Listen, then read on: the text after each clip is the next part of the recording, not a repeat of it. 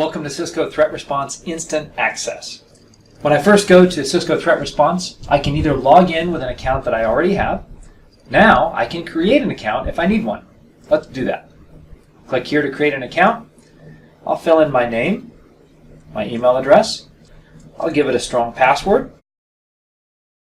I'll click Create an Account. Now I just wait for the email to come that I can complete activation. Okay, the email has arrived.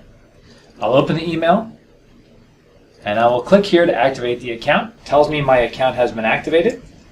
I'll go ahead and type in the account and the password that I created just a moment ago and log in. I just need to agree to the Universal Cloud Agreement and the Privacy Agreement. Then I'll be taken to the application dashboard. Here we're going to launch Threat Response. And you'll notice that we're brought to account activation. So to complete activation, I simply need to attach a product, an API key, or a device that I have. Let's do this with Umbrella. So I'll add an Umbrella module. I'll go to my Umbrella Investigate console, and let's just grab an Umbrella Investigate key. We'll add that in. Create the module.